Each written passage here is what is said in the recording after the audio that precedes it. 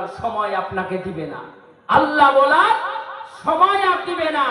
আপনি আমি যতই নিজেকে মুসলমান বলে দাবি করি না কেন, আপনি আমি যতই নবী প্রেমিক মনে করি না কেন, আপনাকে হতে হলে পূর্ণাঙ্গ নবী প্রেমী হতে হবে। মুখে বলবেন নবীকে ভালোবাসি, আর বনের জমি লিখে দিবেন।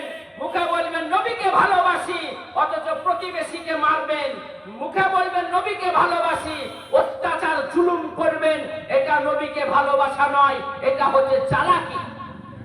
আপনারা রূপের জন্য অনেক যুবক ভাইরা আছে সালমান খানকে ভালোবাসে, আমির খানকে ভালোবাসে। বিল্লাহি মিনাশ শাইতানির রাজীম। বিসমিল্লাহির রহমানির রহিম। কামা أرسلنا فيكم رسولا منكم يتلو عليكم آياتنا ويزكيكم ويعلمكم الكتاب والحكمة يعلمكم ما لم تكونوا تعلمون فاذكروني أذكركم واشكروا لي ولا تكفرون يا أيها الذين آمنوا استعينوا بالصبر والصلاة إن الله مع الصابرين ولا تقولوا لمن يقتل في سبيل الله أموات بل أحياء ولكن لا تشعرون صدق الله العظيم. شيد على النبي شيد على النبي شاه مدینہ مدینہ جیتے نبی ہلن راونا مدینہ جیتے نبی ہلن راونا سید علم نبی جی سید علم نبی جی شاہ مدینہ مدینہ جیتے نبی ہلن راونا مدینہ جیتے نبی ہلن راونا নবী বলেন হযরত আলী বিছানাতে শুয়ে যাব তোমারে বলি হযরত আলী শুইয়া গেলেন হযরত আলী শুইয়া গেলেন নবীর বিছানায়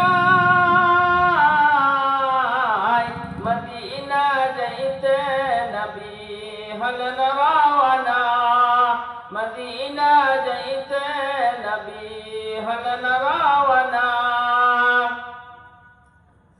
জানের সাথী আবু বকর নবীর সাথে যাইব বলে হইলেন তৈয়ার জানের সাথী আবু বকর নবীর সাথে যাইব বলে হইলেন তৈয়ার রাতারাতি চলেন নবী রাতারাতি চলেন নবী চলেন মদিনা মদিনা যাইতে নবী হলেন রাওয়ানা মদিনা যাইতে নবী হলেন রাওয়ানা নবী বলেন আপ কোথায় যাই সকাল হইল লোক জাগিল পাহাড়েতে যায় গুহায় শুয়ে থাকেন নবী গুহায়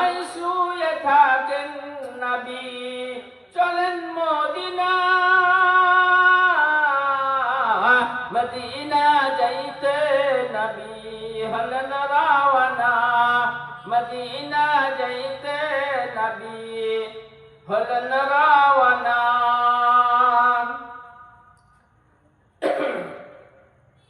আলহামদুলিল্লাহ আলহামদুলিল্লাহ নাহমাদুহু ওয়া নাস্তাঈনুহু ওয়া নাস্তাগফিরুহু ওয়া নু'মিনু বিহি ওয়া নাতাওয়াক্কালু আলাইহি ওয়া নাউযু বিল্লাহি মিন শুরুরি আনফুসিনা ওয়া মিন সাইয়্যাতি আমালিনা। মান ইয়াহদিহিল্লাহু ফালা মুদিল্লা লাহু ওয়া মান ইউদ্লিলহু ফালা হাদিয়া লাহু।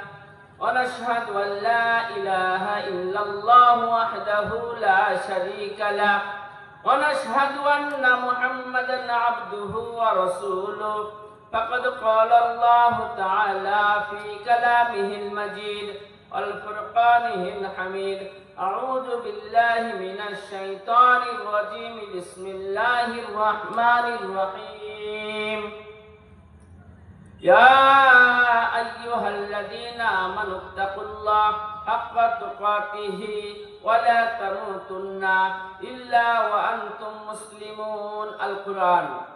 بسم الله الرحمن الرحيم. قل اللهم مالك الملك تؤتي الملك من تشاء وتنزع الملك ممن تشاء وتعز من تشاء وتذل من تشاء بيدك الخير إنك على كل شيء قدير. القرآن. بسم الله الرحمن الرحيم. يا أيها الذين آمنوا اتقوا الله حق تقاته ولا تموتن إلا وأنتم مسلمون. القرآن. بسم الله الرحمن الرحيم. يا أيها الذين آمنوا ادخلوا في السلم كافة ولا تتبعوا خطوات الشيطان إنه لكم عدو مبين. القرآن. قال النبي صلى الله تعالى عليه وسلم من بنى لله مسجدا بنى الله له بيتا في الجنة. الحديث. قال النبي صلى الله تعالى عليه وسلم والله لا يؤمن والله لا يؤمن والله لا يؤمن. الحديث. قال النبي صلى الله تعالى عليه وسلم طلب العلم فريضة على كل مسلم. الحديث. সমস্ত প্রশংসা ও তারিফ ও গুণগান সে আল্লাহ তাবারক ওয়া তাআলা রব্বুল ইজ্জতের জন্য, যে আল্লাহ তাবারক ওয়া তাআলা রব্বুল ইজ্জত আমাদেরকে সুন্দর একটা পরিবেশে ইসলামিক কৃষ্টি কালচার নিয়ে কোরআন ও হাদিসের কথা শোনার জন্য আল্লাহ পাক আমাদেরকে যে নিয়ে এসেছেন, সে আল্লাহর শুকরিয়া আদায় করে অন্তরের অন্তরস্থল থেকে জোরে শুকরিয়া আদায় করে বলি আলহামদুলিল্লাহ।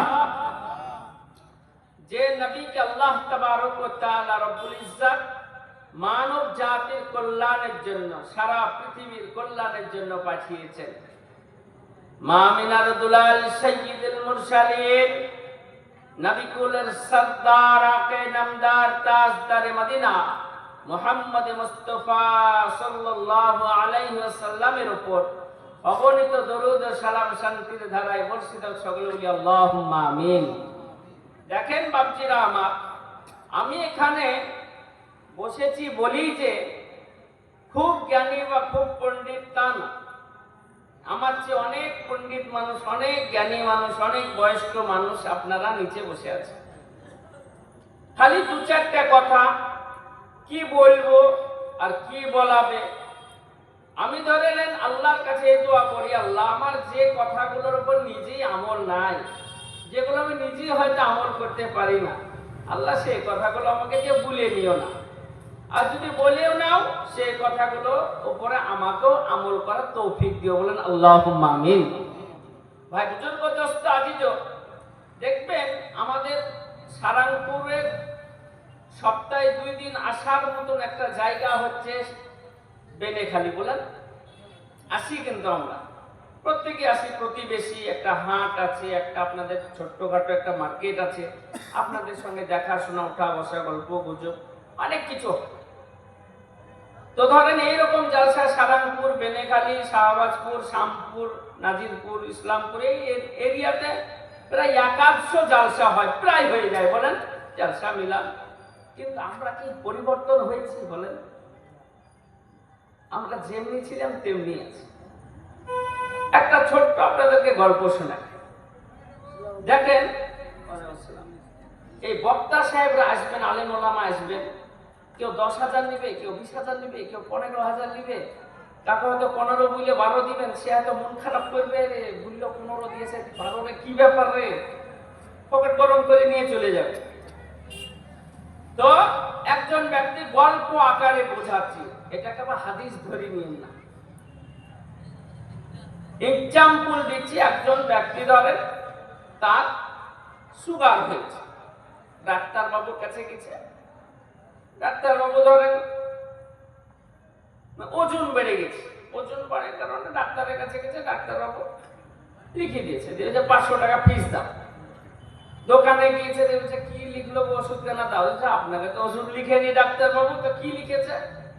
তোমাকে লিখেছে রাত্রি বেলায় 1টা রুটি আর দুপুর বেলায় 1 চামচ ভাত। ডাক্তার কমারে কেমন ধরনের, এই 1 চামচ ভাত আর 1টা রুটি লিখেছে, দিয়ে 500 টাকা নিয়ে নিলাম, চলেছি। 1 মাস পর ওর ওজন ছিল 80 কেজি, হয়ে গেছে 110 কেজি। ডাক্তারের কাছে চলেছে, ডাক্তারবাবু আপনি যে 500 টাকা ফিস নিলেন, নেওয়ার পর কি ওষুধ দিলেন? যে আমি ছিলাম 80 কিলো, হয়ে গেছে 110 কিলো। তো কেন? তুমি কিভাবে খেয়েছো? আমি তোমাকে যে ওষুধটা দিয়েছি, কোনোদিন ওই ওষুধ যদি সঠিকভাবে খাও, তোমার ওজন বাড়বে না, বরঞ্চ কমবে। কমেনি তো, বেড়েছে। তো কিভাবে খেয়েছো বলো? ডাক্তারবাবু আমি খুব মোটা মানুষ, তো আপনার দুপুরে আপনার ওই 1 চামচই ভাত খেয়েছি, কিন্তু চামচটা ছিল 1 কিলো চালের ভাত আসবে সেই রকম ডাবু চামচ ছিল, বুঝতে পারছেন? ওই চামচের খেয়েছি, পেটটা বড়। রুটি, রুটি একটাই খেয়েছি, কিন্তু 1 কিলো ময়দার একটা বড় করে গড়িয়ে একটাই খেয়েছি, বুঝতে পারছেন? আলেম ওলামা আসবে, এইভাবে বলবে, যদি মানেন তো ভালো জিনিস। কেন না আলেম ওলামা আল্লাহর নবী মুহাম্মদুর রাসূলুল্লাহ সাল্লাল্লাহু আলাইহি ওয়াসাল্লাম মৃত্যু শয্যায় সজ্জিত সাহাবারা বলেন, লিমাযা ইয়া রাসূলুল্লাহ, এই দিন কার হাতে রাখছেন? এই দিনের দায়িত্ব কার? দিনের জিম্মেদারি কার? দয়ার নবী আমার বললেন, আল উলামা আরাসাতুল আম্বিয়া, আমার ওয়ারিস দুনিয়ার বুকে রেখে গেলাম। ওয়ারিস হচ্ছে আলেম, তোমরা এদের কাছে দিনটা বুঝে নিবে। আল্লাহর নবী মুহাম্মদুর রাসূলুল্লাহ সাল্লাল্লাহু আলাইহি ওয়াসাল্লাম তিনি বলেছেন, মৃত্যুর আগে 3টে কাজ করো। মৃত্যুর আগে 3টে কাজ করো, হয় আলেম হয়ে মরো, নইলে তালিবে ইলম হয়ে মরো, নইলে কোন আলেমের বন্ধু হয়ে মরো। হয় আলেম হয়ে মরো, নইলে তালিবে ইলম হয়ে মরো, নইলে কোন আলেমের বন্ধু হয়ে মরো। কথাটার ভিতরে জ্ঞান দেখেছেন? দয়ার নবী বললেন, আমরা ওয়ারিস কাকে বলি? বাপ মারা গেলে তার ছেলে মেয়েরা ওয়ারিস হয়ে যায়, তার যদি সন্তান না থাকে তার ভাতিজারা জমির ওয়ারিস হয়ে যায়। এইভাবে তো তাদেরকে ওয়ারিস মারফত তাদেরকে আমরা জমি বন্টন করি। আর আল্লাহ রাসূল ওয়ারিস বলেছেন আলেমদেরকে। দেখবেন আমাদের ভিতরে অনেক মানুষ আলেম দেখলে আবার পালিয়ে যায়। এই আসলো মৌলবীরা বোধহয় টাকা চাইবে মাদ্রাসার লেগে, এই আসলো বোধহয় গম চাইবে। বাবা আপনাকে বলি, আপনার উপরে নামাজ ফরজ, রোজা ফরজ। আপনি 5 ওয়াক্ত নামাজ পড়বেন, মারা যাবেন। আপনি মারা যাবেন, আপনার নামাজের নেকি বন্ধ হয়ে যাবে, যাবে না? নামাজের নেকি বন্ধ হয়ে যাবে। কিন্তু আপনি যদি একটা মসজিদে টিউবওয়েল বসিয়ে দেন, আপনি কবরে শুয়ে শুয়ে যতদিন ওই মসজিদে মানুষ ওই টিউবওয়েলে ওযু করবে বা পানি খাবে বা মসজিদের নিজের ওযু পাক পবিত্রতার জন্য পানি ব্যবহার করবে, আল্লাহর নবী মুহাম্মদুর রাসূলুল্লাহ সাল্লাল্লাহু আলাইহি ওয়াসাল্লাম বললেন, সে কিয়ামত পর্যন্ত সে কবরে শুয়ে শুয়ে নেকি পাবে। বলেন সুবহানাল্লাহ।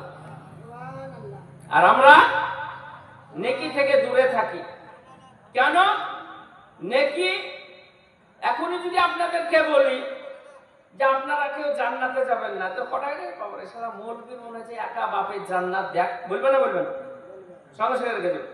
মুসলমান, মাছ যেমন পানি ছাড়া বাঁচে না, মাছ যেমন পানি ছাড়া বাঁচে না, মুসলমান মসজিদ মাদ্রাসা ছাড়া নামাজ ছাড়া বাঁচতে পারে না। এটাই হচ্ছে মুসলমান। আপনাদেরকে বলি, আমি আপনাদের সামনে ছোট্ট একটা কোরআনের আয়াত পড়েছি। আমরা দেখবেন আলেম ওলামা যখন কথা রাখি, জানাজাকে সামনে রেখে মানুষকে আমরা সব সময় মৃত্যুর কথাটা বেশি শোনাই। আল্লাহর নবী মুহাম্মদুর রাসূলুল্লাহ সাল্লাল্লাহু আলাইহি ওয়াসাল্লাম বলেছেন, কোন ব্যক্তি যদি দিনের মধ্যে 4 থেকে 5 বার মৃত্যুর কথা স্মরণ করে, তার দ্বারাতে কোন ধরনের বড় গুনাহ কাজ হবে না। বলে সুবহানাল্লাহ। হবে? আমরা তো মরণের কথা ভুলেই যাই, স্মরণই করি না। আপনাদেরকে আস্তে আস্তে দিব, কেন মরণের কথা আমরা স্মরণই করি না। তো আলেম ওলামা যখন আপনার জানাজায় দাঁড়াই, তার আগে 2-4 জন মওলানা থাকলে বক্তব্য দেয় একটু একটু।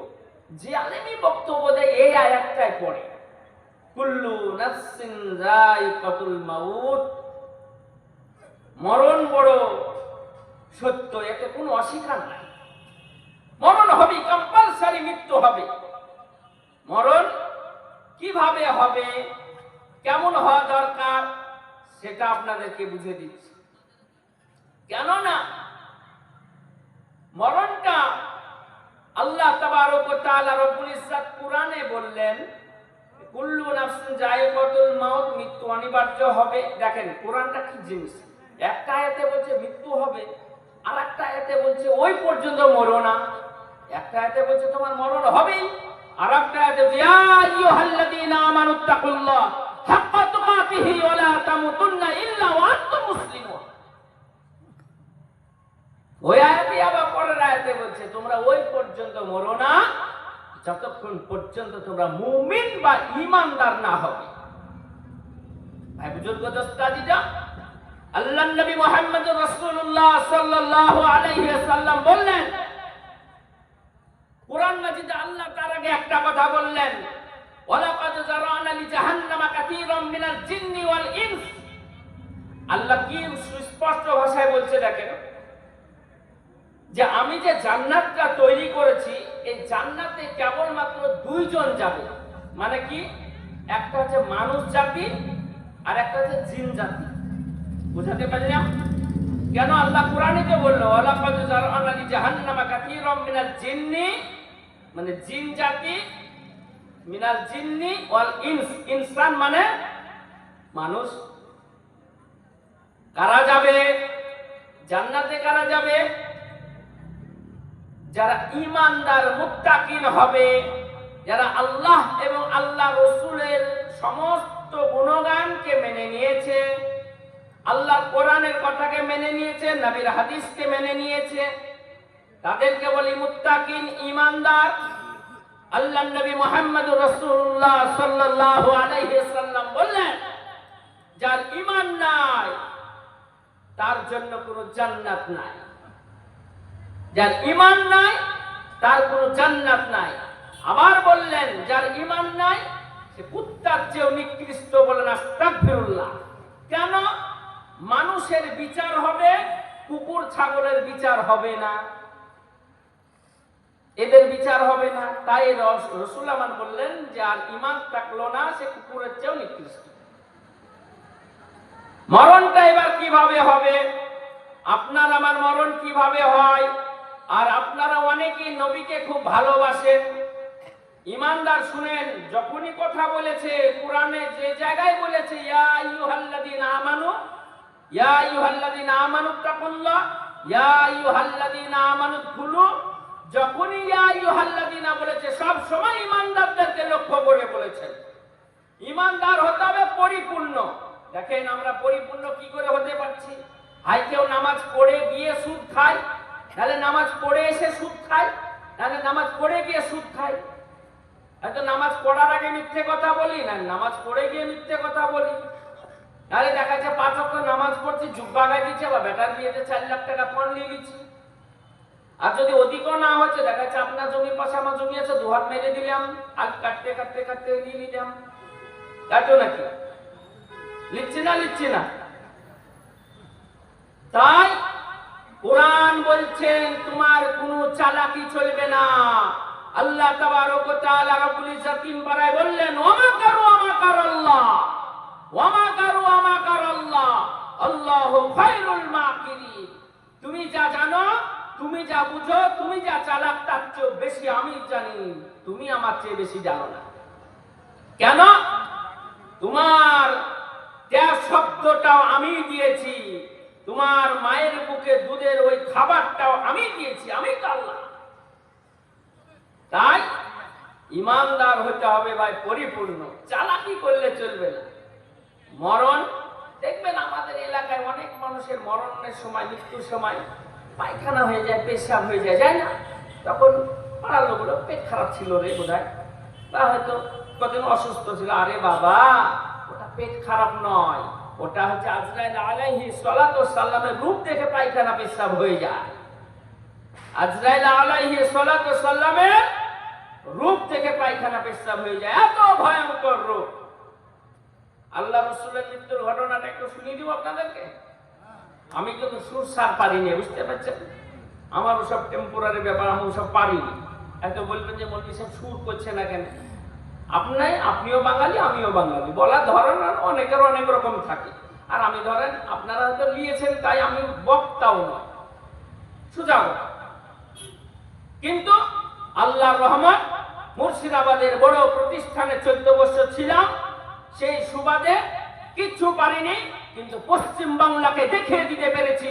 অনেক মাদ্রাসা প্রথম তৈরি হয়, অনেক তৈরি হয়, বেড়া কাটা দিয়ে আপনাদের দোয়াতে প্রায় 87 থেকে 88 লক্ষ টাকা খরচ করে মাদ্রাসা হয়ে গেছে। আল্লাহ দিয়েছে। অতগুলো শিক্ষকের বেতন, অতগুলো খাওয়া দাওয়া, আমি কিছু না, সব উনার খাজানায় ভরা আছে।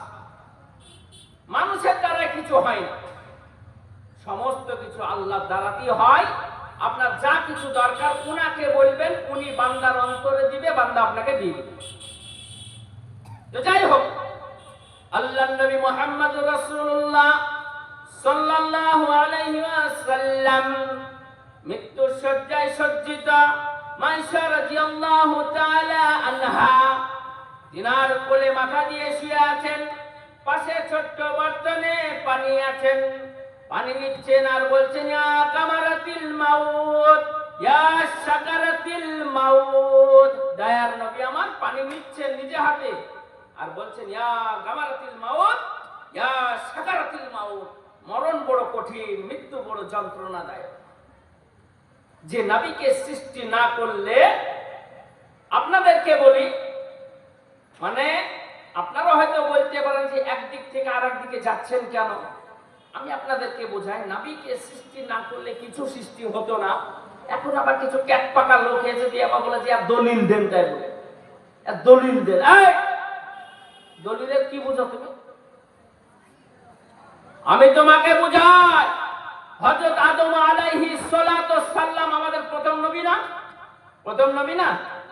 আদম আলাইহিস সালাতু ওয়াস সালামকে যখন আল্লাহ তাবারক ওয়া তাআলা রব্বুল ইজ্জত সৃষ্টি করবেন, পৃথিবীকে আবাদ করবেন, তার আগে ফেরেশতাদের সঙ্গে মাশওয়ারা করেছিলেন।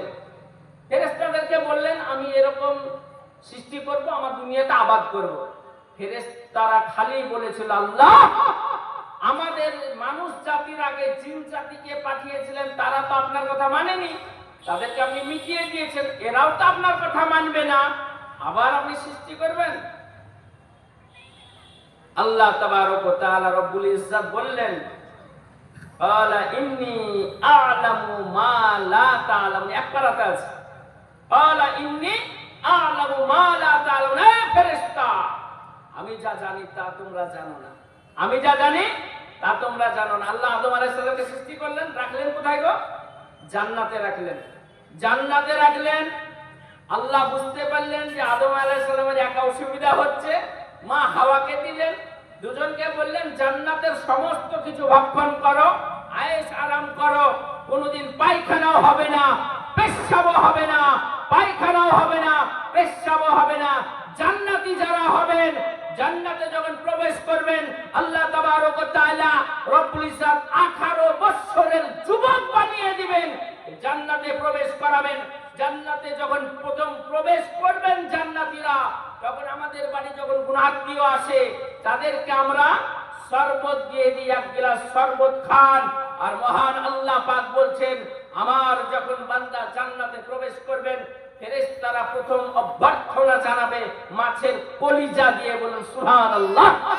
মাছের কলিজা দিয়ে সে আল্লাহ তাবারক ওয়া তাআলা রব্বুল ইজ্জত আদম আলাইহিস সালামকে মা হাওয়াকে রেখে দিলেন, যে বলেন সমস্ত কিছু ব্যবহার করো, খালি ওই গন্ধম ফলটা খেও না। আল্লাহ তো দুনিয়া সৃষ্টি করবেন, বুঝতেছেন না? কিন্তু আল্লাহ সমস্ত কিছু নির্দোষী, তাই তো নাকি? কিন্তু মেয়ে ছেলে দেখবেন, আল্লাহ রাসূল এর জন্য বলেছেন যে মেয়েদের পুরুষদের হাফ বুদ্ধি, মেয়েদের হাফ বুদ্ধি। আল্লাহ রাসূল বলেছেন। আবার আপনাদের আরেকটা কথা বলি, ইংল্যান্ডে একটা ঘটনা হয়েছিল, হসপিটাল থেকে বাচ্চা চুরি হয়ে গিয়েছিল। যে মেয়েটার সন্তান হয়েছিল পুত্র সন্তান, আর যে আরেকটা মেয়ের হয়েছিল মেয়ে সন্তান, মেয়ে সন্তান রেখে পুত্র সন্তানটা চুরি করেছিল।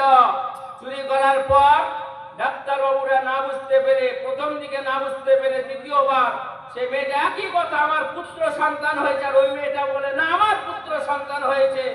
বাদশার দরবারে যখন ওখানে পরীক্ষা হয়েছিল, তখন বলেছিল এর কে বিচার করে দিতে পারে? তখন ওখানকার একজন জ্ঞানী ব্যক্তি বলেছিল এর বিচার ওখানকার মসজিদের ইমাম সাহেব করে দিতে পারে। ডক্টর যোশী বললেন এই কথা। তারপর ইমাম সাহেবকে যখন আনা হলো, ইমাম সাহেব বলল, আমি আপনাদেরকে বলছি, এত মানুষের সামনে দুই মায়ের দুইটা কাপ নিয়ে যান, স্তনের একটু দুধ নিয়ে আসুন দুজনের। তখন অনেকে বিদ্রুপ করে ঠাট্টা করে বলেছিল, মৌলভী সাহেব বাবা মেয়ে দুধু খাবে নাকি? না।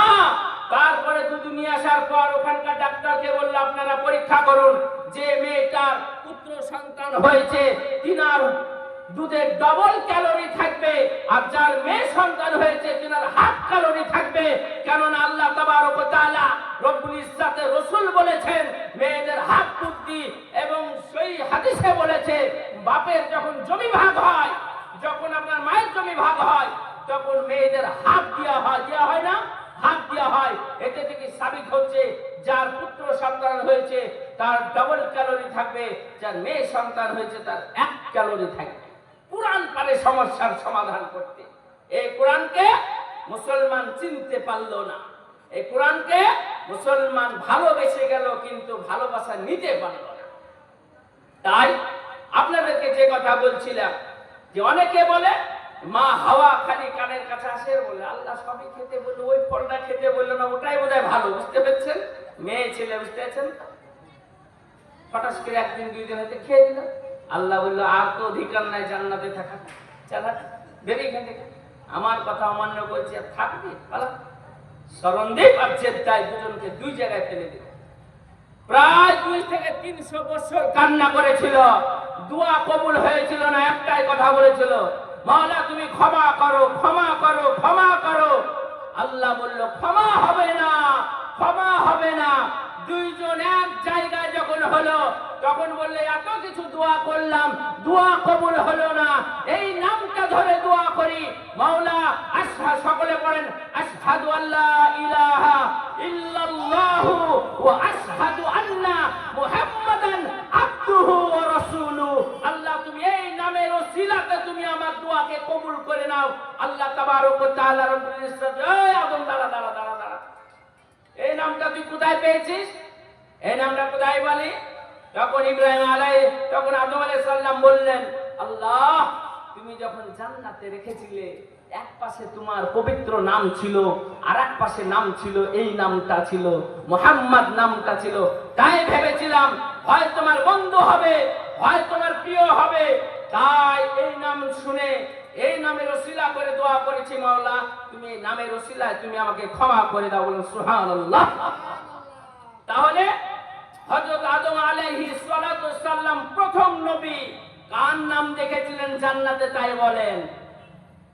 সে আখেরি জামানার নবী, তিনি এসেছেন নবী হয়ে আখেরি জামানায়, শেষ জামানায়, কিন্তু তিনি নবুয়ত প্রাপ্ত হয়েছেন শেষে, কিন্তু তিনার নাম আল্লাহর পাশে আল্লাহ লিখে রেখেছিলেন আমার আহমদ, আমার মুহাম্মদ, বলুন সুবহানাল্লাহ।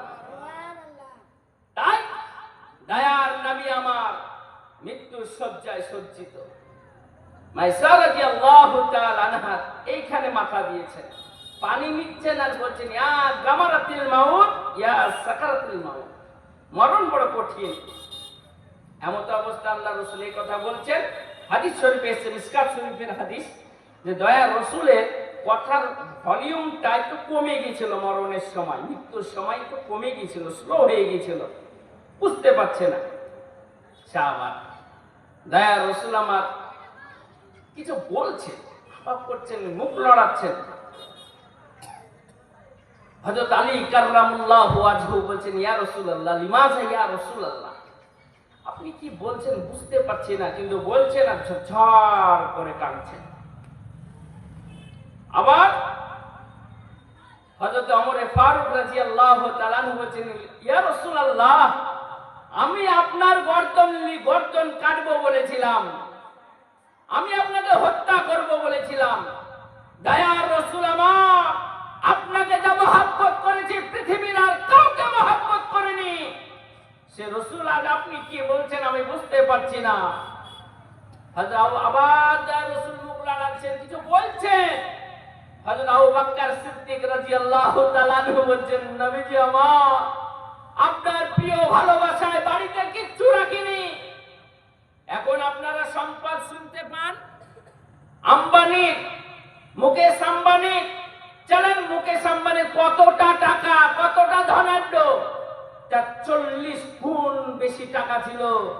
তার আবু বকর সিদ্দিক রাদিয়াল্লাহু তাআলা আনহু, আবু বকর সিদ্দিক রাদিয়াল্লাহু তাআলা আনহু সমস্ত কিছু দ্বীনের জন্য দান করে দিয়েছেন, বলেন সুবহানাল্লাহ। সেই আবু বকর সিদ্দিক রাদিয়াল্লাহু তাআলা আনহু বললেন ইয়া রাসূলুল্লাহ কি বলছেন আমি বুঝতে পারছি না। মাইশা রাদিয়াল্লাহু তাআলা আনহা কানে কান লাগিয়ে দিলেন। আল্লাহ রাসূল বলছেন আমি দুনিয়ার বুকে থাকবো না, আমার এই উম্মতের কি হবে, বলেন সুবহানাল্লাহ। মৃত্যুর শয্যায় সজ্জিত এমত অবস্থায় জিবরাইল আমিন এসে সালাম দিলেন আল্লাহ রাসূলকে। আল্লাহ রাসূল একদম মৃত্যুর ঘটনাটা বলছি আপনাদের। আল্লাহ রাসূলকে এসে সালাম দিলেন, সালামের উত্তর দিলেন। দয়ার রাসূলকে জিবরাইল আমিন বলছেন ইয়া রাসূলুল্লাহ, আজকে আমি আকাশে নেই, আমার সঙ্গে একজনকে নিয়ে এসেছি, আজরাইল আলাইহিস সালাতু সালাম। আল্লাহ রাসূল বললেন ও জিবরাইল দাঁড়াও, তুমি আজরাইলকে থামতে বলো তো, তোমার সঙ্গে আমার যুক্তি পরামর্শ আছে। জিবরাইল আমিনের সঙ্গে কথা হচ্ছে, দেখেন যে কি আমি যে দুনিয়াতে থাকবো না, তো তুমি আমার আল্লাহকে জেনে এসো তো, কিয়ামতের মাঠে আমাকে কি দিবে, কিছু তো উপহার দিবে, আমি তো রাসূল নবী, কিছু তো উপহার দিব আমি বা দিবে। আল্লাহ হচ্ছেন আলিমুল গায়ব বিজাতিস সুদূর, পৃথিবীর শুরুতে কি হয়েছে সেটাও জানেন, আপনার আমার অন্তরে কি বলছে সেটাও জানেন, আগামীতে কি হবে সেটাও আল্লাহ জানেন। দয়ার আল্লাহ পাক জিবরাইল আমিনকে বলছে জিবরাইল তুমি আমার হাবিবকে জানিয়ে দাও কাল কিয়ামতের মাঠে তিনার উম্মতের জন্য যে সুপারিশ করবে আমি সেটা গ্রহণ করব, বলেন আলহামদুলিল্লাহ। আলহামদুলিল্লাহ, কেননা কাল কিয়ামতের মাঠে যতগুলো নবী আম্বিয়া আলাইহিস সালাতু সাল্লাম আছেন তিনাদের ভাষা হবে এক, আর আপনার আমার রাসূলের ভাষা হবে আরেক, অন্যান্য নবীদের ভাষা হবে ইয়া রাব্বি ইয়া নাফসি ইয়া নাফসি ইয়া নাফসি, আমার নফসের কি হবে, আমার নফসের কি হবে, আর আপনার আমার দয়ার নবীর ভাষা হবে ইয়া রাব্বি উম্মতি ইয়া রাব্বি উম্মতি, আমার উম্মতের কি হবে, বলেন সুবহানাল্লাহ।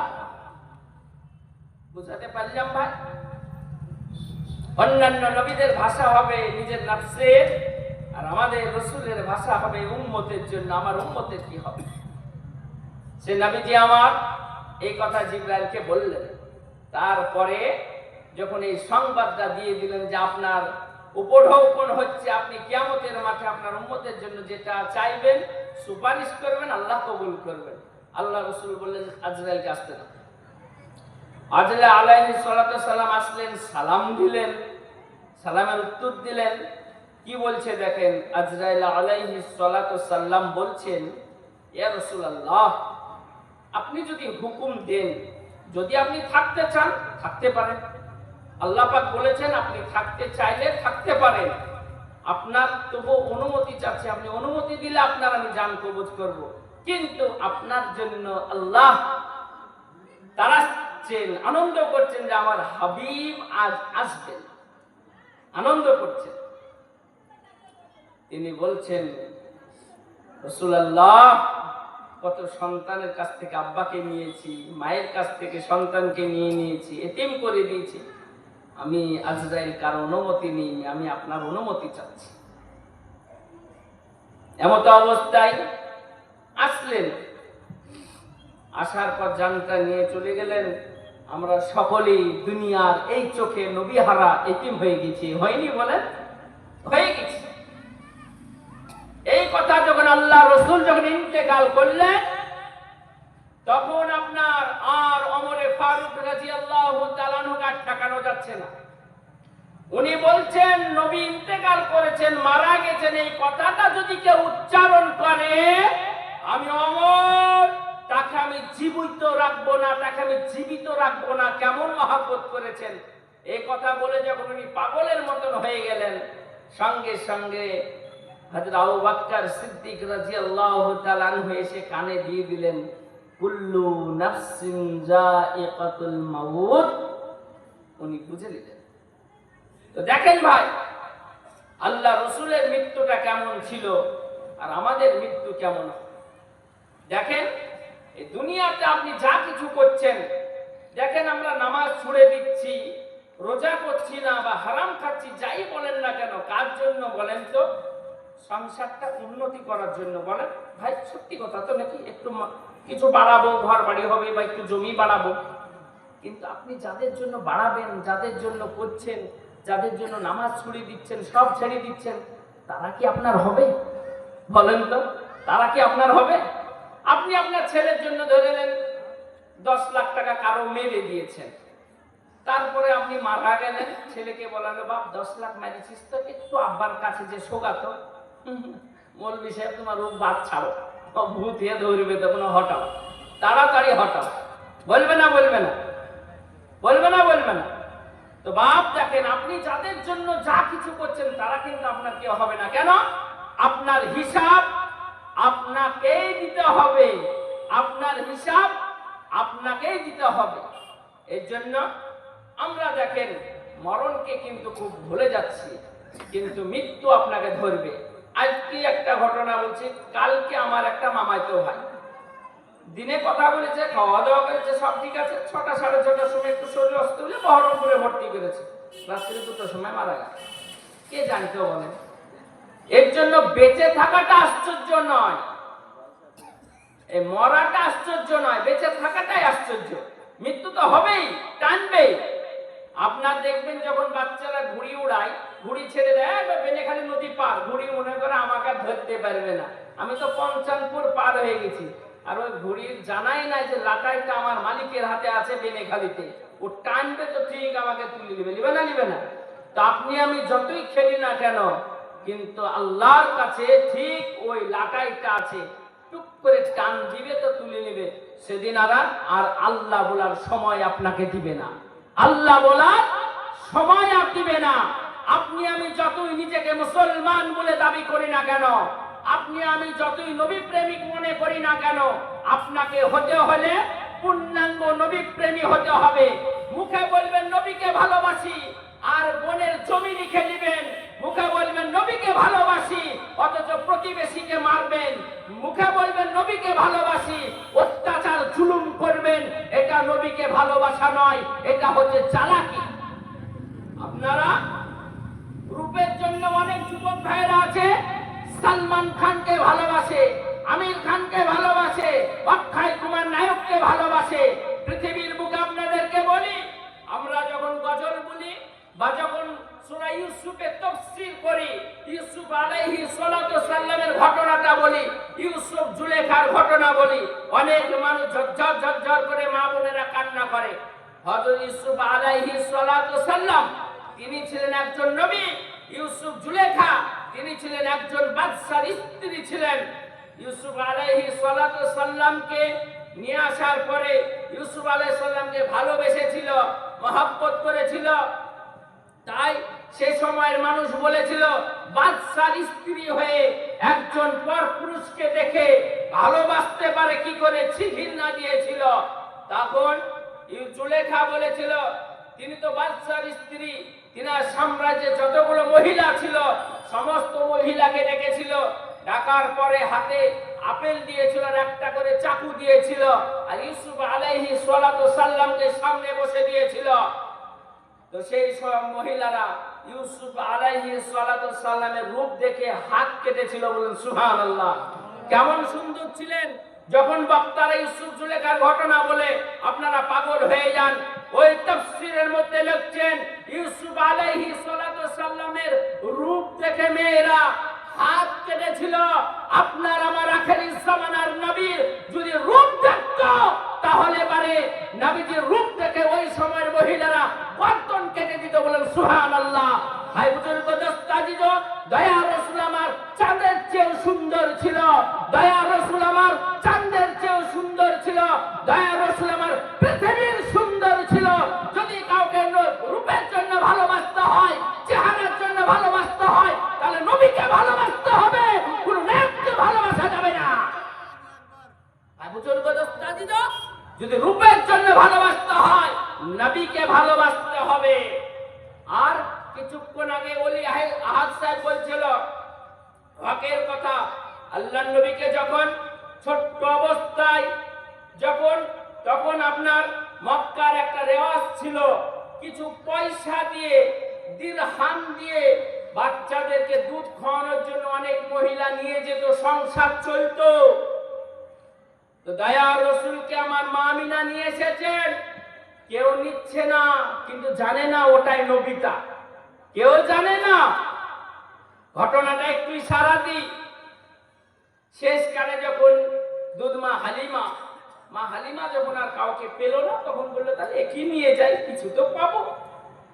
দেখেন আল্লাহ রাসূলকে যাহা কোলে নিয়েছেন, যে হালিমার উট হাঁটতে পারত না, এত দ্রুত গতিতে উট হাঁটছে, মা হালিমা বুঝতে পারছে না এত জোশে কি করে আমার উট চলে।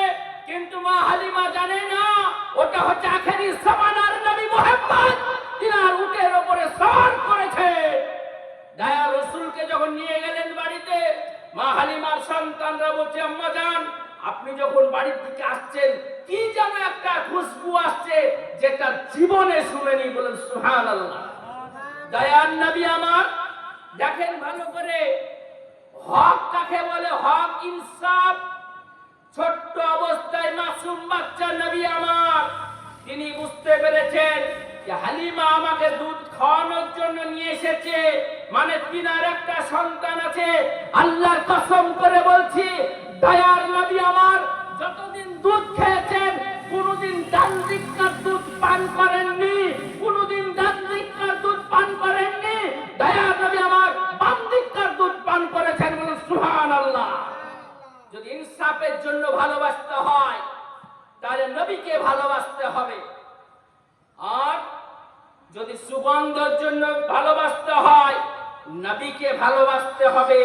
একজন মহিলা দয়ার নবীর আমার দয়ার রাসূল আমার ঘুমিয়ে আছেন, এইভাবে একটা ছোট্ট জায়গা নিয়ে গিয়ে রাসূলের আমার ঘাম চুরি করছেন, ঘামটা নিচ্ছেন। আল্লাহ রাসূল চালাপে যায় কি বাবা, দয়ার রাসূলকে বলছে পারস্যের আতর ব্যবহার করেছি, মিশরের আতর ব্যবহার করেছি, আপনার ঘামে যে সুগন্ধ আছে সেটা জীবনে শুনিনি। বলেন সুবহানাল্লাহ। আল্লাহ রাসূলকে মা খাদিজা রাদিয়াল্লাহু তাআলা আনহা বলছেন ইয়া রাসূলুল্লাহ বাড়িতে অন্ধকার ঘর, ছুঁচ পড়ে গেছে। আল্লাহ রাসূলকে বলছেন ছুঁচটা পড়ে গেল। আল্লাহর নবী খালি বগলটা তুললেন এইভাবে, মিসকাত শরীফের হাদিস, বগলটা তুললেন। মা খাদিজা রাদিয়াল্লাহু তাআলা একবার চাঁদের দিকে তাকায়, একবার বগলের দিকে তাকায়, কার আলোটা বেশি? রসুলের বগলের আলোটা বেশি, বলুন সুবহানাল্লাহ। সেই নবীর উম্মত আমরা, এমন দয়ার নবী, এমন পিয়ারা নবী, কোথায় গেলে পাইব রে? এই নবী আর পাবো না। সমস্ত কিছু পাওয়া যাবে, এই নবী আর পাবেন না। এই নবীর কথাগুলোকে মেনে নিয়ে জীবনটাকে এগিয়ে নিয়ে যাওয়ার নামই হচ্ছে ইমানদার। বুজুর্গ দোস্ত, আজই তো বোঝাতে পেরেছি আপনাদেরকে। আজ আপনাদের এখানে এসে আমি হ্যান্ডবিলটা পড়েছি। হ্যান্ডবিলে কি লেখা আছে? যে আপনার বেনেখালী ওকিয়া মসজিদ নাকি?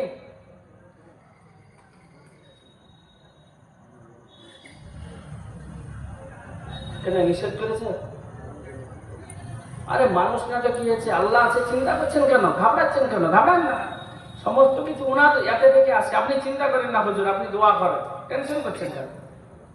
দেখেন, আপনাকে বলি,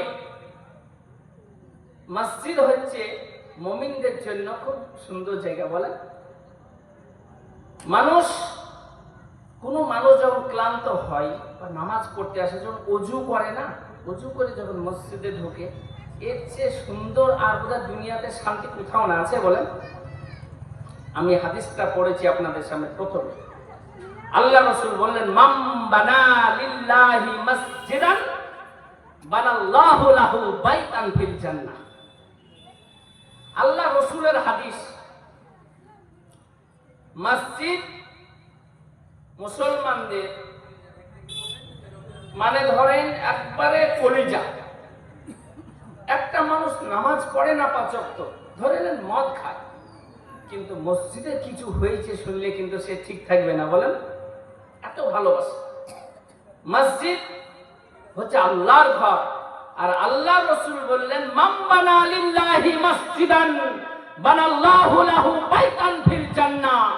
আল্লাহ রাসূল বললেন, যে ব্যক্তি মসজিদকে নির্মাণ করলো, মসজিদকে নির্মাণ করতে সাহায্য করলো, মসজিদকে ভালোবাসলো, যতটা পরিমাণ দিল, তার জন্য আমি 70 গুণ বেশি জান্নাতে ঘর বানিয়ে দিয়ে দিলেন। সুবহানাল্লাহ। এই হাদিস কেউ কাটতে পারবে? আল্লাহ রাসূলের কথা। মুসলমান জীবন দিতে প্রস্তুত জান্নাতের জন্য। মুসলমান মসজিদের জন্য সমস্ত কিছু ত্যাগ করতে পারে। কেননা হযরত আবু বকর সিদ্দিক রাদিয়াল্লাহু তাআলা আনহু খালি একজন ইহুদি ছিল। আপনারা ঘটনাটা শুনেন। একজন ইহুদি ছিল, তো ইহুদির বাগান ছিল, কিন্তু বাগানের পরে এক আল্লাহ রাসূলের সাহাবা, একদম সাহাবার বাড়ি ছিল, ওখানে একটাই খেজুর গাছ ছিল ইহুদির। তো দেখেন, খেজুর পড়তো যখন, বাচ্চা ছেলেরা বলেন আমরা বোল বা আম এসবকে কুড়াই নাকি? তো কত বড় কথা দেখেন, মন দিয়ে শুনবেন, একদম মন দিয়ে, অন্তরের মন দিয়ে শুনবেন কথাটা।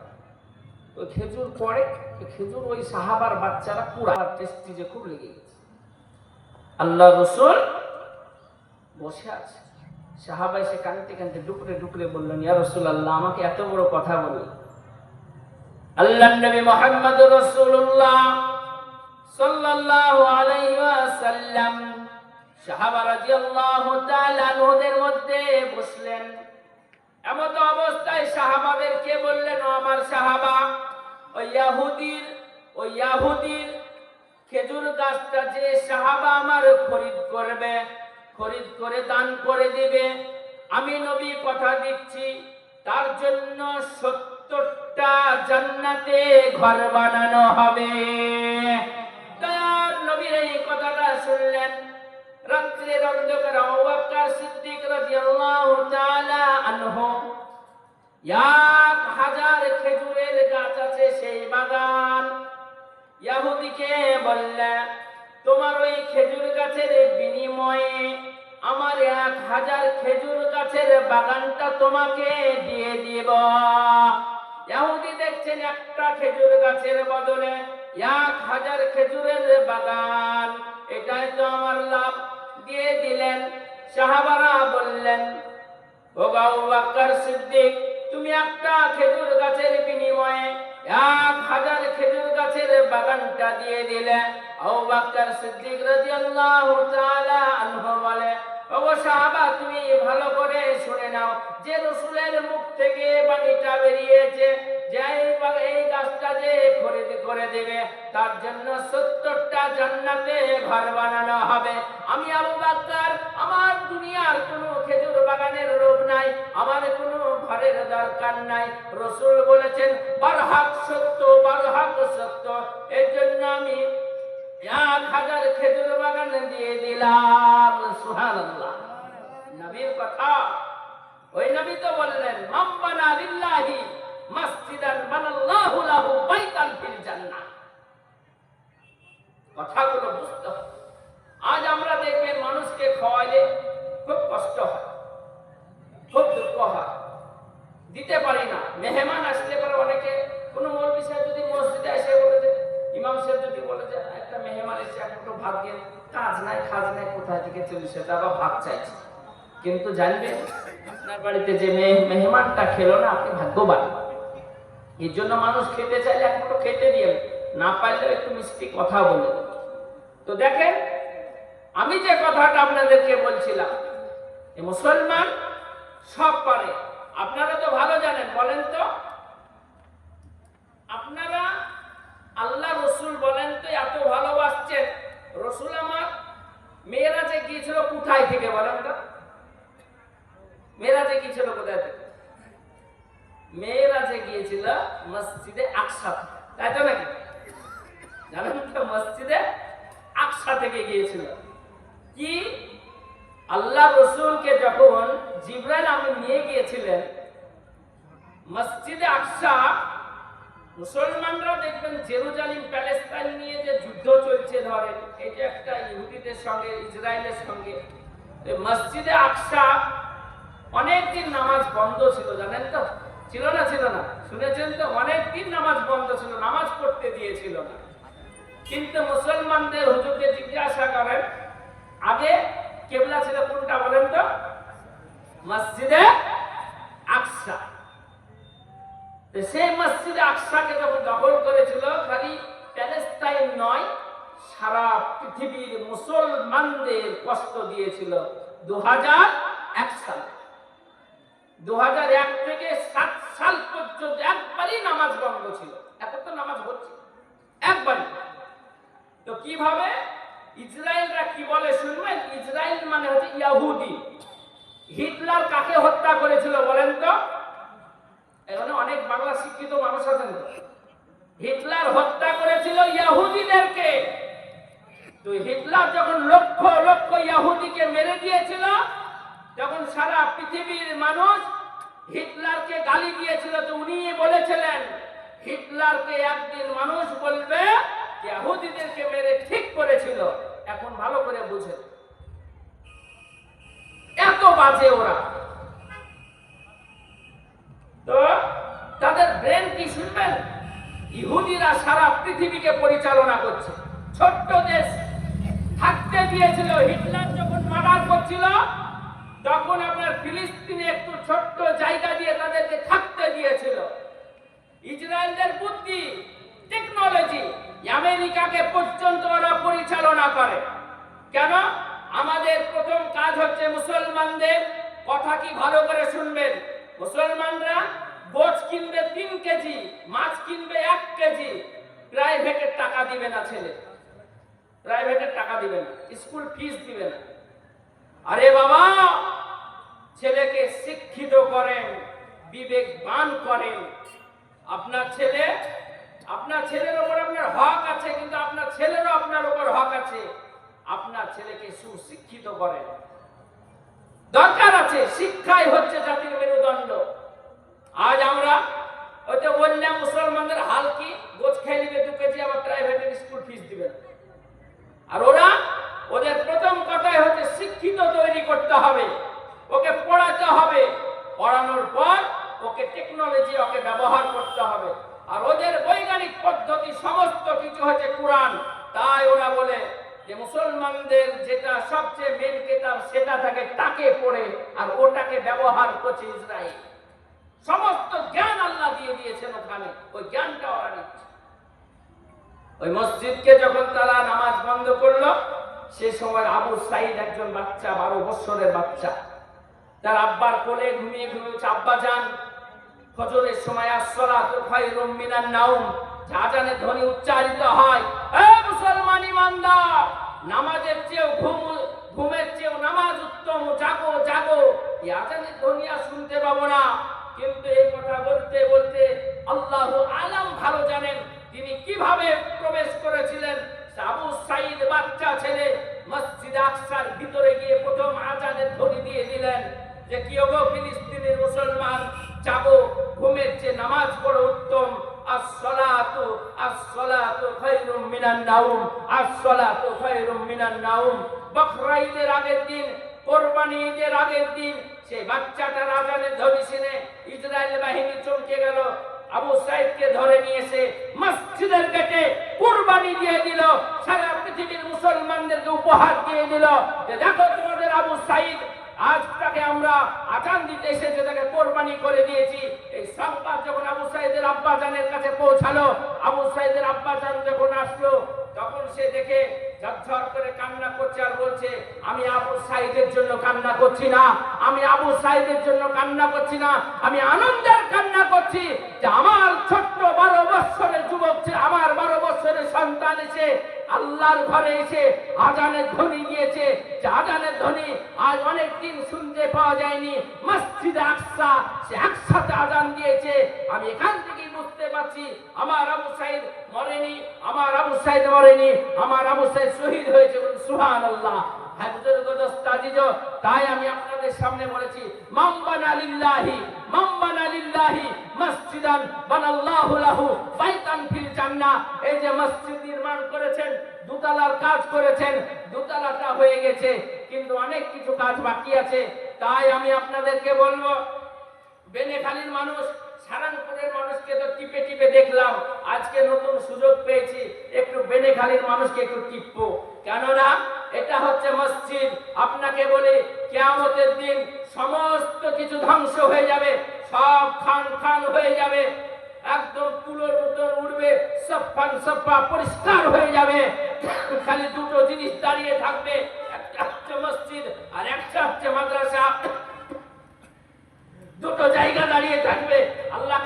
আল্লাহ বলবে, এই মসজিদ আমার ঘর, তুমি কেন ভাঙছো না, তুমি কেন ধ্বংস হচ্ছে না? মাদ্রাসা গুলো, নবীর মাদ্রাসা, তুমি কেন ভাঙছো না, তুমি কেন ধ্বংস হচ্ছে না? তাদের জবান খুলে যাবে, মসজিদের জবান খুলে যাবে, মাদ্রাসার জবান খুলে যাবে। তারা বলবে, আল্লাহ তোমাকে ওয়াদা করতে হবে যে তোমার ঘরকে নির্মাণ করার জন্য, যে তোমার ঘরকে নির্মাণ করার জন্য যারা টাকা দিয়েছে, সিমেন্ট দিয়েছে, শুভ বুদ্ধি দিয়েছে, তুমি হচ্ছে আল্লাহ। আর তোমার ঘর নির্মাণের জন্য যারা দিয়েছে, তুমি বলো যে তাদেরকে আমি জান্নাত দিব। আল্লাহ তাবারক ওয়া তাআলা রব্বুল ইজ্জত সেদিন বলবে, যাও, যারা আমার ঘর বানানোর জন্য সাহায্য করেছে, আমি তাদের জন্য জান্নাতের ঘর বানিয়ে দেব। বলুন সুবহানাল্লাহ, সুবহানাল্লাহ। এর জন্য আমি সর্বপ্রথম আল্লাহর বান্দা একজনকে বলবো, ভাই 10,000 টাকা, 10,000 টাকা এই বেনেখালী ওক্তিয়া মসজিদের জন্য দান করার আগে নিয়াত করবেন। আল্লাহ রাসূল বলেছেন, দানের আগে নিয়াত করবেন। কিসের জন্য দিচ্ছেন, কি ব্যাপারে দিচ্ছেন, মনে মনে নিয়াত করবেন, কাউকে বলা দরকার নাই।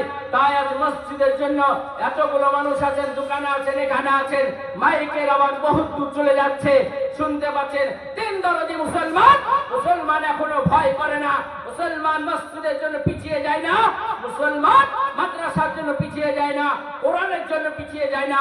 তাই একজন ভাইকে আমি বলবো, 10,000 টাকা আব্বার নামে নাই মায়ের নামে, দুনিয়াতে আপনাকে মানুষ করেছে, রেখে গেছে, অনেক সম্পদ রেখে গেছে, আব্বা মায়ের নামে হলো আল্লাহর ঘরে 10,000 টাকা। বলেন কে আছেন ভাই? একটু দেখি। 10,000 টাকা এমন কিছু বেশি চেয়েছে নাকি? বলো, বেশি তো চাইনি না, বেশি হয়ে গেছে? 10,000 টাকা বলেন, মাসে মাসে দিবেন 1,000, 2,000, এই আস্তে আস্তে দিবেন। বলেন কে আছেন? 10,000 টাকা আল্লাহর ঘরের জন্য, মসজিদের জন্য।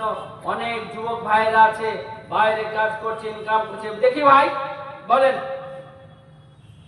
10,000 টাকা চেয়েছি আল্লাহর ঘরের জন্য। আর কেউ উঠবেন না, এখন দিয়েন না তবুও ভালো, কিন্তু উঠেন না, তারপর বাকি আল্লাহ চিন্তা করেন না। বলেন ভাই, 10,000 টাকা তো আছেন ইনশাল্লাহ?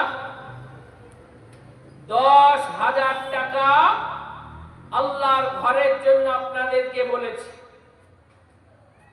এই মাকসাদ উদ্দেশ্য কিন্তু নিশ্চয় মসজিদকে সামনে রেখে নাকি উন্নতি কল্পে যখনই লিখেছে সামনে রেখে বলি ভাই, বলেন না মোবাইলটা দিয়ে, বলেন ভাই 10,000 টাকা হবে না? না বেশি হয়ে গেছে গো? একজন তো বলেন 10,000 টাকা, তো আমার খুশি হবে, মনটা বড় হবে। বলেন 10,000 টাকা, বলেন আল্লাহর বান্দা, মা বোনেরা কেউ নান গো, বলেন 10,000 টাকা নাই? ভাই আছেন গো কেউ? কোন ব্যবসায়ী? আলহামদুলিল্লাহ, নারে তাকবীর, নারে তাকবীর, নারে তাকবীর। দ্বীন ইসলাম, দ্বীন ইসলাম, দ্বীন ইসলাম। আল্লাহ, কি নাম বললেন? সালামউদ্দিন সাহেব। এই দেখেন আমার সালামউদ্দিন চাচা 10,000 টাকা দিয়েছে। আল্লাহ তুমি তিনার দানকে কবুল করো। তিনার আত্মীয় স্বজন, আব্বা মা যিনারা দুনিয়ার বুক থেকে চলে গেছে, আল্লাহ তুমি তাদের কবরকে প্রশস্ত করে দাও। আল্লাহ উনি যে টাকাটা দিয়েছেন, দানটা করেছেন খালি তোমাকে ভালোবেসে। আর তোমার রাসূল বলেছে, মাম্মানা লিল্লাহি মাসজিদান বানাল্লাহু লাহু বাইতান ফিল জান্নাহ। আল্লাহ তোমার জান্নাতের আশায় 10,000 টাকা দিয়েছে, আল্লাহ কবুল করো। ব্যবসা বাণিজ্য, কারবার, জমি জায়গা, ফসল সমস্ত কিছুতে বরকত দান করো। আল্লাহ তুমি সালেউদ্দিন সাহেবের পয়সাকে তুমি উকিলের জন্য হারাম করো, পুলিশের জন্য হারাম করো, ডাক্তারের জন্য হারাম করো। মাওলা সংসারে তুমি আই উন্নতি দাও, হিংসুকের হিংসা থেকে, জালেমের জুলুম থেকে, শয়তানের শয়তানি থেকে তুমি হেফাজত করো। বলেন আল্লাহুম্মা আমিন, আল্লাহুম্মা আমিন। বলেন 10,000 টাকা হয়ে গেছে একজন। আপনার একটা একা কেমন লাগে বলেন? জোড়া হইতে হয় কেন? আল্লাহ তো কোরআনে বলেছে খালাকনাকুম আজওয়াজা, আমি জোড়া জোড়া করে সৃষ্টি করেছি। আমার সালিমউদ্দিন বাপজানের একটা জোড়া কেউ হবেন না? বলেন ইনশাআল্লাহ 10,000 টাকা। বলেন ডানে বামে মা বোনেরা, বলেন। আমি যেখানে থাকতাম সেখানে দান শুরু হয়তো 1.5 লাখ টাকা থেকে, আর সারাংপুরে এবার শুরু হয়েছে 50,000 টাকা থেকে। তো বেদেখালি তো 10,000 চেয়েছি, এমন কিছু তো বেশি চাইনি গো। যেহেতু আল্লাহ রসুল বলেছেন ব্যবসাতে প্রায় 80% রুজি আছে, ব্যবসাকে হালাল করেছেন আর সুদকে হারাম করেছেন। আল্লাহ রসুল বলেছেন ব্যবসাকে আমি হালাল করেছি, বারাকাত বলেছি, আর সুদকে আমি হারাম করেছি। এখানে তো অনেক ব্যবসায়ী আছে, 10,000 টাকাতে এমন কিছু বেশি বলিনি গো। বলেন আমার সালিমউদ্দিন চাচার সঙ্গে আরেকজন কে হবেন ইনশাআল্লাহ? বলি তো ভাই, বলেন। শুনেন, আপনারা বসে থেকে আলেন না, আমি চিল্লেও আলবো না। কেন? আমি সবচেয়ে নিজেকে সৌভাগ্যবান মনে করছি যে আল্লাহর ঘরের জন্য আমি আপনাদের কাছে বলেছি। আমি যদি নিজের পেটের জন্য বলতাম তো হয়তো লজ্জা লাগতো, কিন্তু আমি যে আল্লাহ আমাকে সৃষ্টি করেছেন, আমাকে আল্লাহ অন্ধ করতে পারতেন, ন্যাংরা করতে পারতেন, বুবা করতে পারতেন, সে আল্লাহ আমাকে সুস্থ মস্তিষ্কে তৈরি করেছেন, সে আল্লাহর কাছে শুকরিয়া আদায় করি। সে আল্লাহর ঘরের জন্য আমি আপনাদেরকে বলেছি।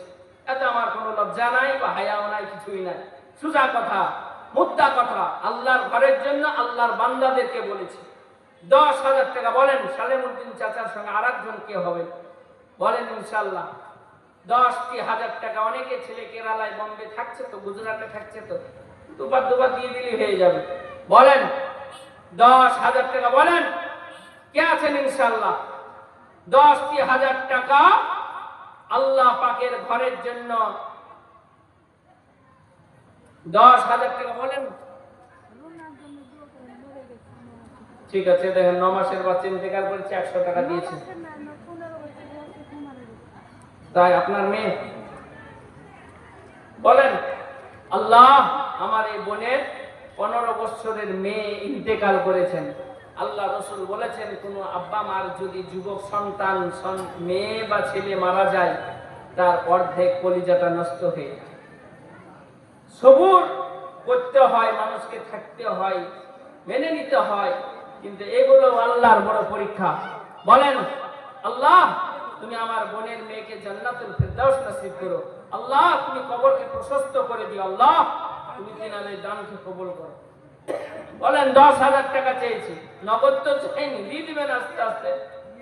কই গো, হবে না? আর একটা বলেন বাপ, শোনা আমার, ইনশাল্লাহ পেয়ে যাবে। 10,000 টাকা বলেন, বলেন গো। আর একজন 100 টাকা দিয়েছে, আল্লাহ কবুল করো। বলেন, 10,000 টাকা ইনশাল্লাহ। তাই গো, হচ্ছে না কেন? কি ব্যাপার হুজুর? না ওই ঢালাই সময় সব দিয়ে দিয়েছে বেশি বেশি করে? বলেন, আর একটা বলেন, ইনশাল্লাহ হয়ে যাবে। দেখেন, জিকির করেন, লা ইলাহা ইল্লাল্লাহ, লা ইলাহা ইল্লাল্লাহ। এ কালেমার প্রথম বল, এ কালেমার শেষ সম্বল, এ কালেমার প্রথম বল, এ কালেমার শেষ সম্বল। যাই রে যে তাই, যাই রে সে তাই, বিপ্লবেরই লাল কেল্লা।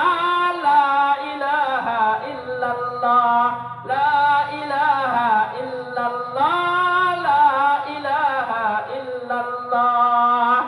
চল ছুটে চল না দে, চল ছুটে চল জিহাদে, চল ছুটে চল না দে, চল ছুটে চল জিহাদে। জীবন নিব, জীবন দিব, ভরসা মোদের এক আল্লাহ। লা ইলাহা ইল্লাল্লাহ, লা ইলাহা ইল্লাল্লাহ, লা ইলাহা ইল্লাল্লাহ। বলেন ভাই, আর একজন 100 টাকা দিয়েছে। বলেন, 10,000 হবে না? বলেন, আল্লাহ। তাহলে 5,000 টাকা হবে না? 5,000 একবারে কমে দিয়েছি, 5,000 টাকা করে। বলেন, দুজন একজন 5,000 করে। বলেন, 5,000 করে। বলেন, বলেন বাবজিরা, বলেন, হবে না? কি ব্যাপার গো ভাই, মানুষকে রাগ করেছে নাকি আমার উপর যে সারাংপুরের লোক দিব না বলে? কি গো, রাগ করেছেন নাকি? বলেন, 5,000 করে। বলেন,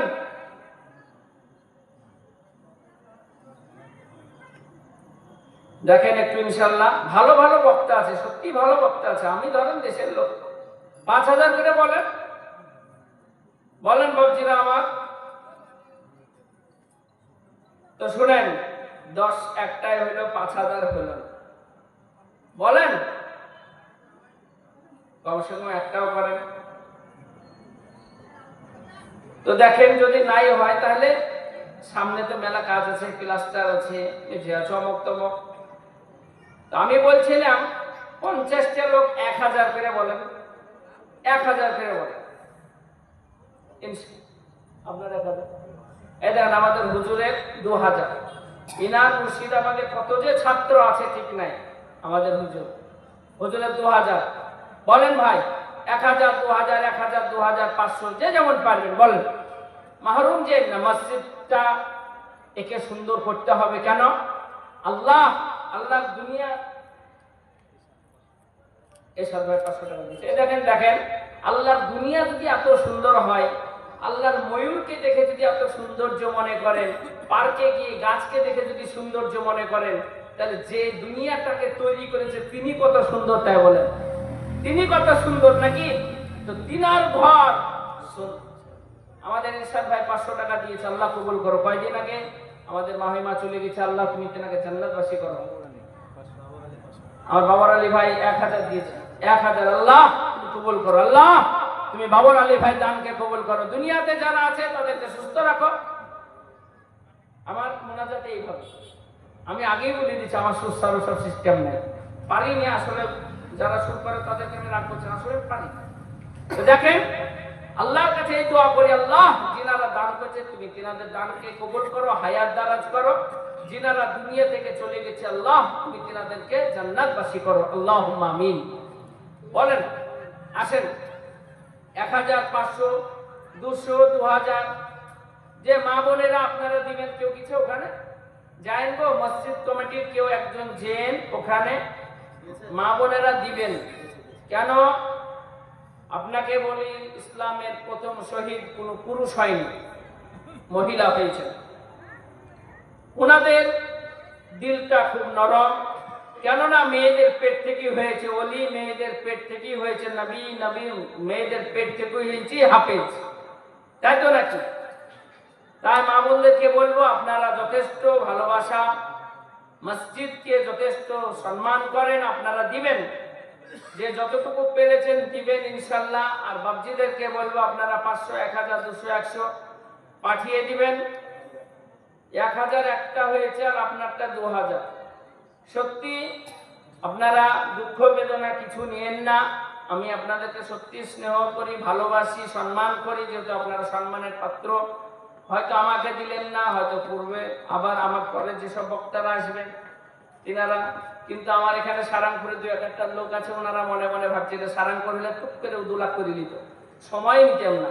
ঈদের মাঠে 6 মিনিট, চাচা আছে জিজ্ঞাসা করেন, 6 মিনিট বক্তব্য দিয়েছি, 166 বস্তা সিমেন্ট করেছি, আর খালি বলেছিলাম এই রুমালটা গেল একটু দিয়ে তো হাত ঠেকায়েন, 18,740 টাকা হাত ঠেকায়েন, তাই বলেছেন। একটু যদি বলতাম জোশে ঠেকায়েন তো আমাকে 1 লাখ ঠেকাতে, জোশে ঠেকায়েন বলি। তো আপনাদের কাছে বড় আশা আকাঙ্ক্ষা ছিল, হয়তো আমাকে হয়তো আপনারা দিলেন না বা হয়তো ভালোবাসলেন না, এরপরে যিনি আসবেন তিনার হাতে দিয়েন। কেন মসজিদকে যদি আমরা কেউ না দেখি, আমরা যদি না দেখি তো পৃথিবীর কেউ দেখবে না। ওটাকে আমার এই বেনেখালী মসজিদকে আমাদের কি দেখতে হবে, তাই তো নাকি বলেন? আমাদের কি দেখতে হবে, কি ভালোবাসা। আজ হয়তো দিলেন না, হয়তো সকালে দিবেন, সকালে দিলেন না, কিন্তু আপনারাই দিবেন, করেছেন তো আপনারাই, আল্লাহ করে নিয়েছে আপনাদেরকে দিয়ে, আপনাদেরই তো। তো ইনশাআল্লাহিল আজিজ যে ভালোবাসা আছে মসজিদের উপর আরো বাড়াবেন। আর আমি একটা ছোট্ট একটা হাদিসের কথা আপনাদেরকে বলছি, মেসেজ দিচ্ছি, বলাটা উচিত। আলেম ওলামা, মানুষ খারাপ বলুক ভালোবাসুক, এখনো সমাজে আলেমদেরকে যথেষ্ট ভালোবাসে। আলেমদেরকে কিছু শ্রেণীর মানুষ ঘৃণা করলেও এখন 80% সমাজের মানুষ ভালোবাসেন। কেননা আলেমকে যে ভালোবাসে না সে খালি ভালোবাসে বিয়ের সময়, ওর বিয়েও পড়াবে আলেম, ওর জানাজা পড়াবে আলেম, আর মাসলা মাসাইলের ফতোয়াও দিবে আলেম, কিন্তু অনেক সময় আলেমকে এড়িয়ে যায়, এটা সে ভুল করে। আপনাদেরকে বলি, আল্লাহ রসুল বলেছেন, আল্লাহ রসুল হঠাৎ মা আয়েশা রাদিয়াল্লাহু তাআলা আনহাকে বলছেন, আল্লাহ রসুলের একজন পড়শি ছিলেন ইহুদি, পড়শি ছিলেন, তিনি ইহুদি ছিলেন, তিনি মুসলিম ছিলেন না। আল্লাহ রসুল বললেন, তাকে এই খাবারটা দিয়েছো? আয়েশা রাদিয়াল্লাহু তাআলা আনহা বললেন দিয়েছি। আবার জিজ্ঞাসা করলেন, এই খাবারটা তিনাকে দিয়েছো? আল্লাহ রসুলকে বলেন দিয়েছি। আবার জিজ্ঞাসা করলেন, তারপরে আয়েশা রাদিয়াল্লাহু তাআলা আনহা বললেন, লিমাযা ইয়া রাসূলুল্লাহ, আপনি আমাকে এত পেশাব দিচ্ছেন পড়শির ব্যাপারে? আল্লাহ রসুলকে বললেন, আয়েশা, যে পড়শিকে ভালোবাসলো, যে পড়শিকে ভালোবাসলো সে নবীকে ভালোবাসলো, যে পড়শিকে কষ্ট দিল সে নবীকে কষ্ট দিল। সে পড়শি হিন্দু হোক, চাই খ্রিস্টান হোক, চাই আপনার ইহুদি হোক, চাই নাসারা হোক, চাই বৌদ্ধ হোক, কেননা উনি হচ্ছে আল্লাহর মাখলুক। আল্লাহর মাখলুককে ভালোবাসা এটা প্রত্যেকের নৈতিক দায়িত্ব আল্লাহর জমিনে। তা আপনাদেরকে বলি, আপনারা অনেকেই সচেতন নাগরিক, একটা জিনিস খেয়াল করছেন, পশ্চিম বাংলায় একটা দাঙ্গা বাঁধানোর চেষ্টা চলছে না? চলছে না বলেন তো? চলছে। কেন? একজন 200 টাকা দিয়েছে। আমরা কে হিন্দু, কে মুসলিম, কে বৌদ্ধ আমরা দেখি না, আমরা সকলে ভ্রাতৃত্বের বন্ধনে থাকতে চাই। কিছু মানুষ এই পশ্চিম বাংলার ওপর নজর পড়েছে, এই রাজ্যটাকে সুস্থ থাকতে দিবে না। তা আপনাদেরকে অনুরোধ, সোশ্যাল মিডিয়ার যুগ, একটু চোখটা কানটা খোলা রাখবেন, চোখটা কানটা খোলা রাখবেন। আমাদের আল্লাহ রসুলের হাদিসের দিকে লক্ষ্য করলে পারে, যেখানে আমাদের হিন্দু ভাইরা বেশি, মুসলিম ভাইরা কম, তাদেরকে নিরাপত্তার দায়িত্ব দিয়ে আমাদের কাছে যাদের হিন্দু ভাইরা কম, মুসলিম বেশি, তাদেরকে নিরাপত্তা দেওয়ার দায়িত্ব আমাদের। কেননা তিনারা আমাদের পড়শি। আমরা কোনোদিন হিন্দু মুসলিম ভাবি না। সকাল হলে পারে মাছ বেচতে আসে হলদার ভাইয়েরা, দুধ দুইতে আসে ঘোষ ভাইয়েরা, আমরা তাদেরকে শ্রদ্ধা করি। কিন্তু কিছু মানুষ পশ্চিম বাংলায় তারা সুশ্রুড়ি দিচ্ছে যে পশ্চিম বাংলায় যেন একটা দাঙ্গা হোক, কিন্তু যারা দাঙ্গা করে 2 থেকে 3% মানুষ কষ্ট পায়, সাধারণ মানুষ। এই কারণে আপনাদেরকে আমি অনুরোধ করছি, চোখ কানটা খোলা রাখবেন, ঠিক জায়গায় থাকবেন, ভালোবাসা দিবেন। আরেকজন রয়েল সাহেব আমার 1000 টাকা দিয়েছে। আল্লাহ তুমি তিনার দানকে কবুল করো, আল্লাহ তুমি তিনার হায়াতকে দারাজ করো, ব্যবসা বাণিজ্যে বরকত। হুজুর টাইম নিতে সকলে দোয়া করবেন। আসসালামু